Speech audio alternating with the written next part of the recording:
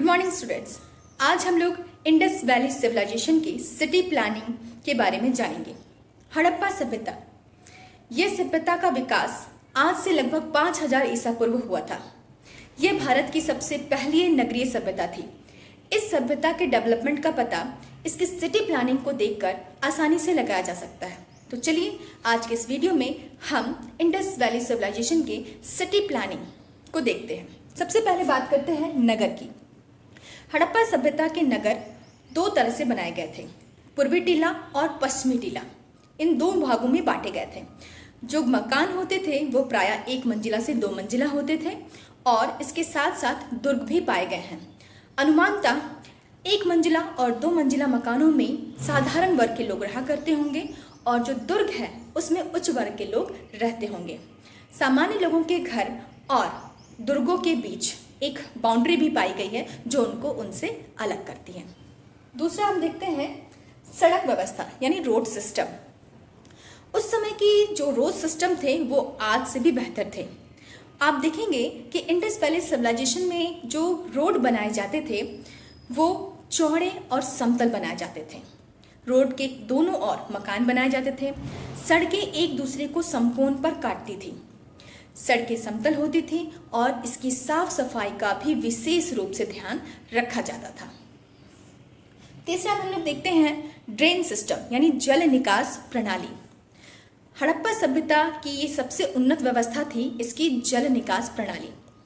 घरों का जो पानी होता था, शौचालय, रसोई, आंगन का पानी घर की छोटी नाली के माध्यम से गली की नाली में जाता था और गली का पानी मुख्य सड़क की ओर बनी नालियों में गिरता था।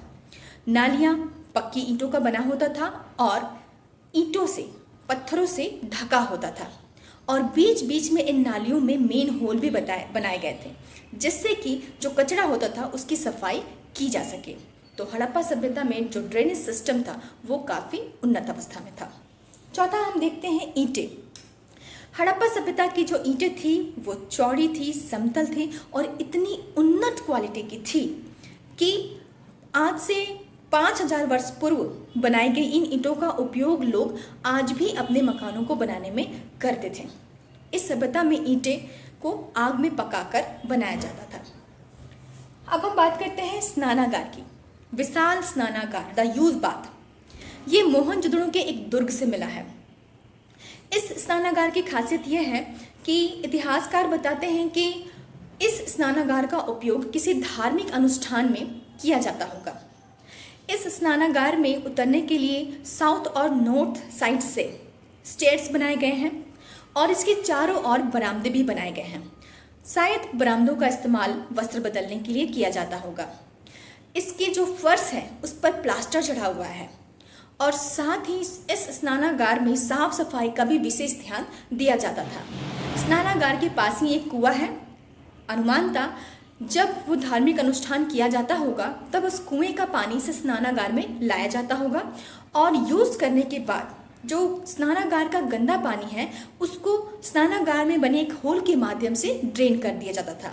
तो इससे हम ये पता लगा सकते हैं कि उस सभ्यता के लोग साफ सफाई का कितना ध्यान रखते होंगे।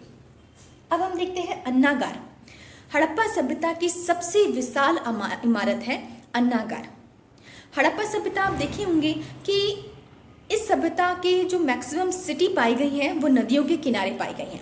नदियों के किनारे होने से वहाँ की ज़मीन जो थी वह बहुत उपजाऊ थी और उपजाऊ ज़मीन में हम जानते हैं कि खेती बहुत होती है और खेती अच्छी होने से हड़प्पा सभ्यता में अनाज बहुत बड़े पैमाने पर पैदा किया जाता था। तो इसीलिए इन अनाजों को सुरक्षित रखने के लिए ये अन्नागार बनाए गए थे। ये यूज जो अन्नागार है ये मोहनजोदड़ो में पाया गया है। इस अन्नागार को बनाने के लिए लोगों ने विशेष रूप से ध्यान दिया है। इसमें रोशनी और हवा पानी आया जाए इसकी भी व्यवस्था की गई है जिससे कि सालों तक अनाज सुरक्षित रख सके। हड़प्पा शहर में भी 12 की संख्या में अन्नागार मिले गए हैं जो 6-6 की 2 कतारों में पाए गए हैं। इससे हम अंदाज़ा लगा सकते हैं कि वो लोग अनाज को सुरक्षित रखने के तरीकों से भी परिचित थे। इस तरह हम देखते हैं कि इस सभ्यता के लोग का जो सिटी प्लानिंग था वो काफ़ी बेहतर था।